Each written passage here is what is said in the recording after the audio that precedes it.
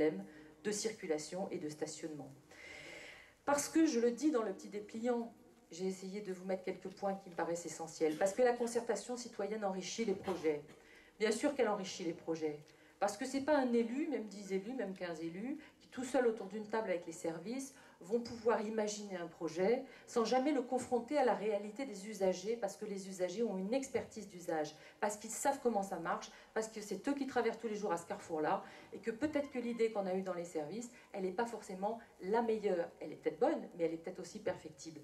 Donc oui, la concertation enrichit les projets. Et moi je vais vous dire, quand on ne concerte pas, eh bien on donne raison aux opposants à un projet. Et les opposants à un projet sont parfois opposants pour de mauvaises raisons. Je vais revenir un instant sur le lycée. La plupart des gens qui sont ici le savent.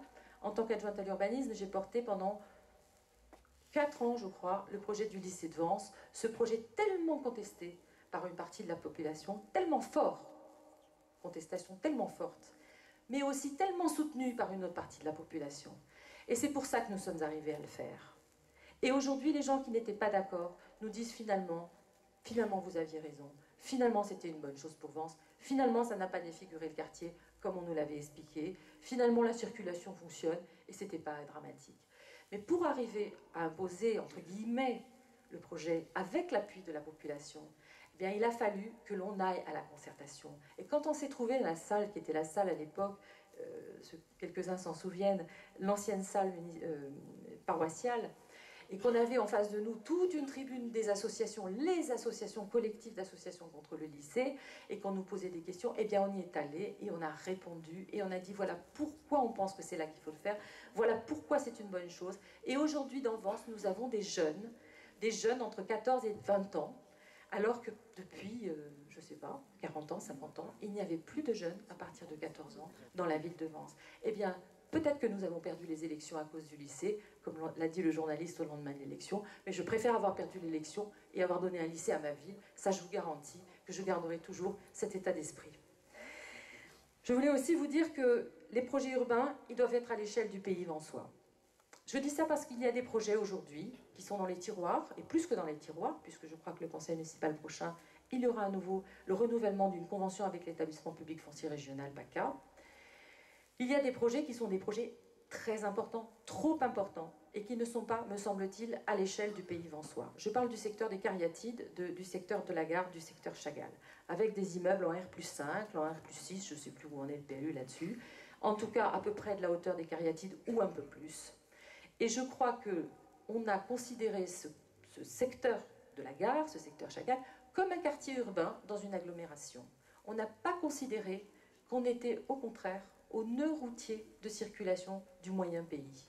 Et ça n'a rien à voir avec un quartier urbain d'une grande ville ou d'une agglomération. C'est bien une route départementale et un nœud routier, même si aujourd'hui la route s'appelle métropole. Ça reste quand même un point névralgique de circulation, de déplacement, et je crois qu'il ne faut pas s'y tromper. Et là aussi, je regrette que la population ne soit pas informée, n'ait pas pu débattre, n'ait pas pu entendre la réalité des projets que porte ce PLU qui va être voté, et il faut qu'il le soit, parce qu'il faut quand même que la ville avance, mais il comporte des erreurs stratégiques, je crois, en matière d'urbanisme. Les projets de Vence doivent rester à l'échelle du moyen pays. Ça ne veut pas dire qu'il ne faut pas faire de projet, ça ne veut pas dire qu'il ne faut pas faire de logement, ça ne veut pas dire qu'il ne faut pas faire de logement social. Je ne veux pas qu'on me fasse dire ce que je n'ai pas dit, mais ça veut dire qu'il faut faire des projets à l'échelle de notre territoire et à l'échelle de notre urbanisation. Parce que Vence aussi doit développer son image touristique et culturelle, et pas seulement dans le département, mais aussi au plan national et aussi au plan international. Parce que nous avons autour de nous des villes comme Saint-Paul-de-Vence ou même comme Tourette qui sont capables d'emmener des centaines de cars pour la fête de la Violette. Il est important que Vence trouve sa place de ville culturelle et touristique au niveau international. On est on est un joyau au milieu d'un paysage extraordinaire. Il n'y a aucune raison, nous avons des hôteliers de grande qualité, nous avons des restaurateurs de grande qualité, il n'y a aucune raison que l'on ne développe pas l'activité économique à un certain niveau à Vence. Parce que Vence aussi doit vivre en sérénité. Je pense que chacun a le droit de vivre à Vence sereinement.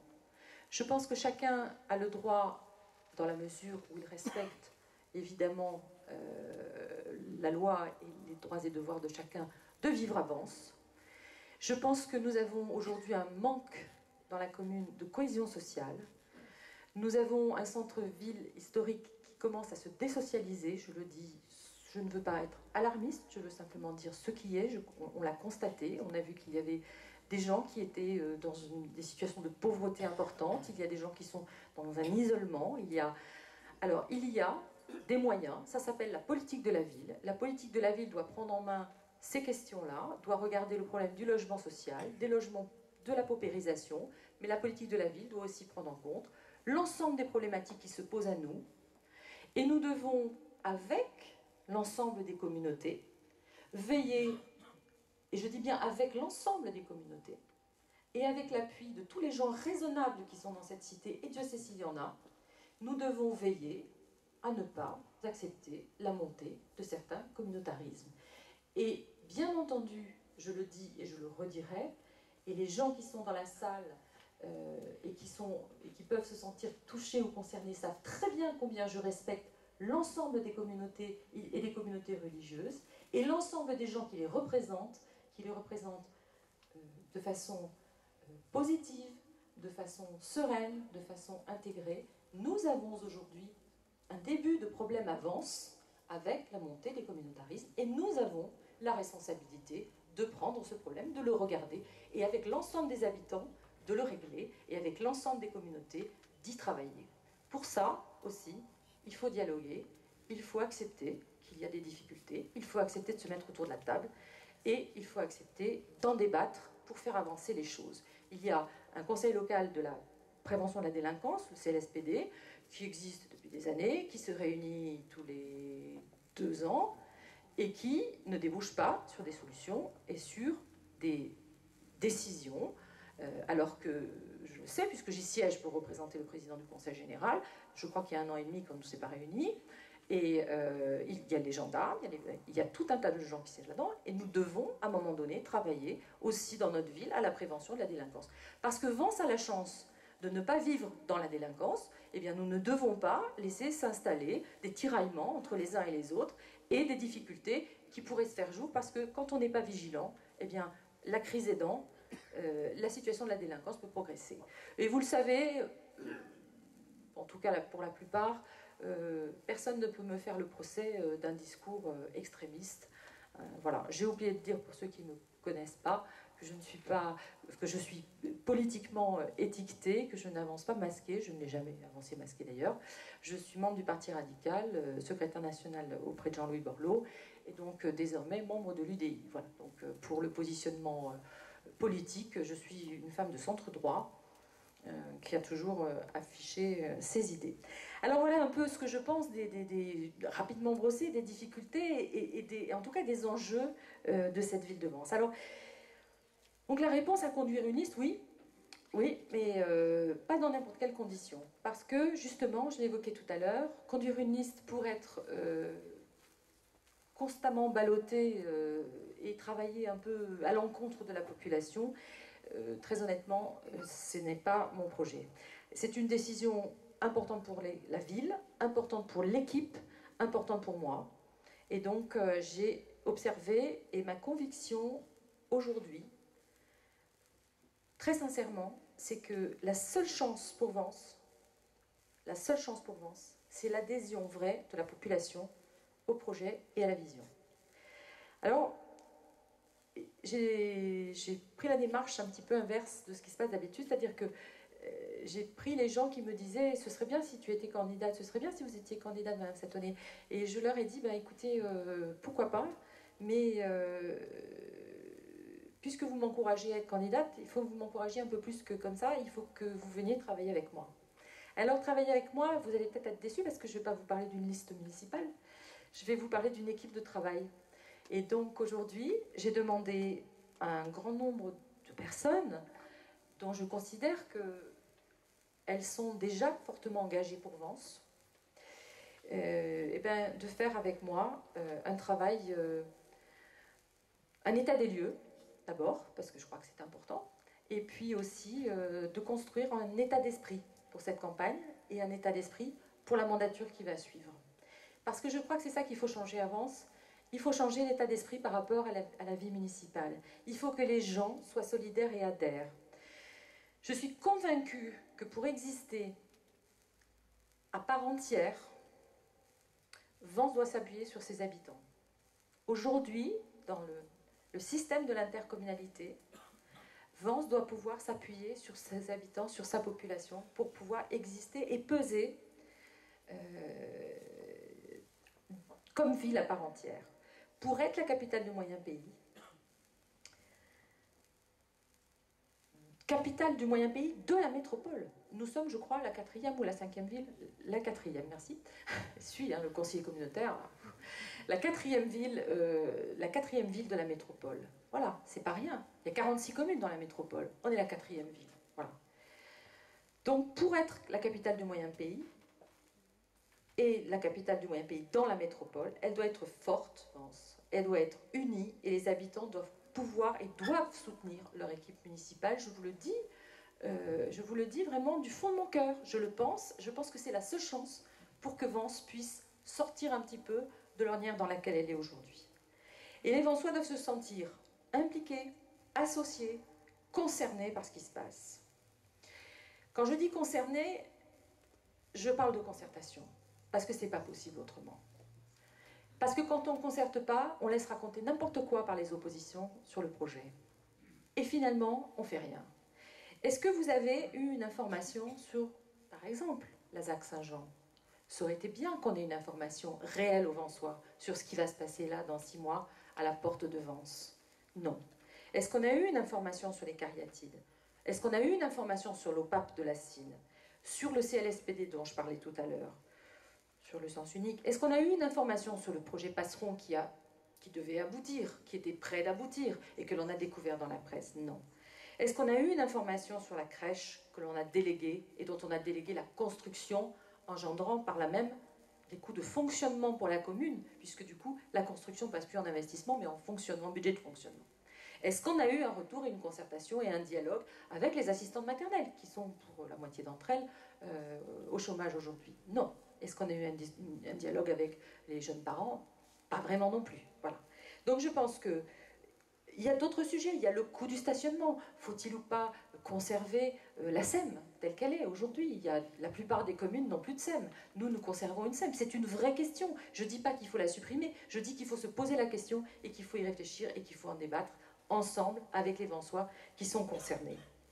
De même, sur le Prat-Julian, où même ce dossier-là, si délicat, la solution qui a été trouvée et qui a été proposée au conseil municipal ne satisfait pas la moitié des habitants du Prat-Julian. Donc ça prouve quand même qu'il va falloir changer de méthode. Et c'est justement sur cette méthode que je voudrais revenir, parce que je pense qu'aujourd'hui, nous vivons la fin d'un cycle politique, que les habitants, quelle que soit la commune, ne veulent plus se retrouver devant le fait accompli, qu'ils veulent être associés, et ils ont raison, parce qu'ils ont aujourd'hui tous les moyens d'information pour savoir, pour comprendre, et que les gens sont parfaitement capables de comprendre ce qui va se passer si on concède une crèche en délégation de service public ou si on la construit soi-même. Il suffit de l'expliquer avec les mots qui vont bien. Alors sur la question politique, je l'ai dit tout à l'heure, je suis membre de l'UDI, ce n'est pas un sujet. Je crois que nous sommes dans une élection municipale.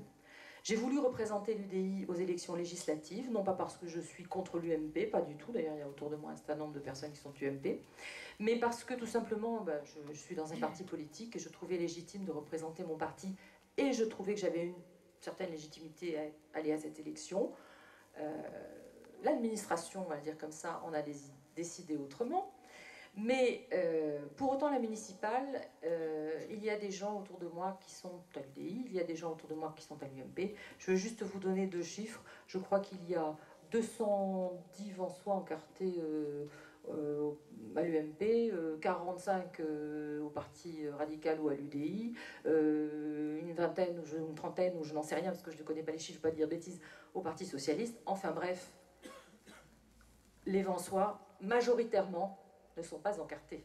Donc, il n'est pas question de dire on fait une liste ceci ou une liste cela. Si mon parti me fait l'honneur de dire qu'il me soutient, je suis ravie, et je l'espère.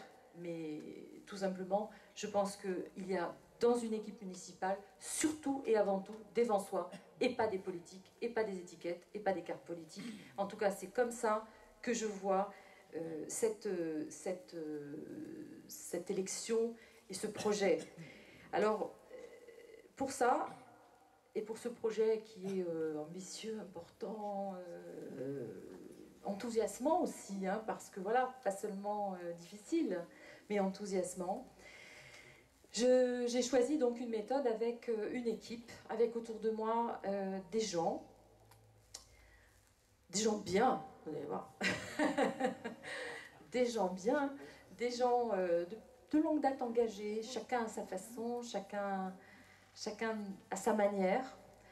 Il y en a qui sont autour de moi, il y en a qui sont dans la salle, il y en a qui ne sont pas là parce qu'ils n'ont pas pu venir. Je vais commencer peut-être par la plus jeune. Ces gens qui sont autour de moi sont venus pour travailler sur le projet et sur la vision. Certains seront dans la liste parce qu'ils en ont envie. Certains n'y seront pas parce qu'ils n'en ont pas envie, mais qu'ils ont envie de participer à la réflexion et au projet. Donc voilà, je vous le dis clairement, les gens que vous voyez autour de moi ce soir, ce n'est pas la liste, c'est l'équipe de travail, une partie de l'équipe de travail, pour que les choses soient bien claires, parce que je sais que la presse souvent est attentive à savoir qui va y avoir dans la liste. Alors la plus jeune, c'est Émilie Revello. Elle est vansoise, bien sûr, beaucoup la connaissent. On a ce soir une pensée pour son grand-père. Elle est revenue d'Irlande juste 2 jours, 3 jours pour enterrer son grand-père. Donc on a une pensée émue pour son grand-père. Et on te remercie beaucoup d'être venu ce soir dans les circonstances qui sont celles qu'on connaît. Émilie est en master de droit. Elle est passionnée par les questions de sécurité. Et elle est chargée avec un monsieur qui n'est pas là ce soir, qui s'appelle Hervé Michel, qui est un patron d'un gros bureau d'études techniques, qui est aujourd'hui en retraite, mais qui a été patron pendant des années d'un très gros bureau d'études techniques. Ils sont chargés à eux deux du groupe de travail qui planche sur les risques naturels et les différents sujets de risque, avec donc Hervé Michel, ancien patron d'OTH et de Arcobat, et Émilie Revello sur les questions de sécurité, puisque c'est son métier. Voilà. Émilie, elle veut être commissaire de police. Voilà. Eh bien, écoutez, il y a des jeunes femmes, vous voyez, qui sont toniques et dynamiques et qui s'engagent. Ouais, on peut l'applaudir parce que c'est sympa. Voilà. Derrière Émilie, qui se fait toujours discret, que tout le monde connaît, Michel Rontani, que tout le monde connaît, que beaucoup aiment, parce que je ne vois pas comment on peut ne pas aimer Michel, parce que c'est quelqu'un qui est toujours là, qui est toujours sympa, qui rend service à tout le monde.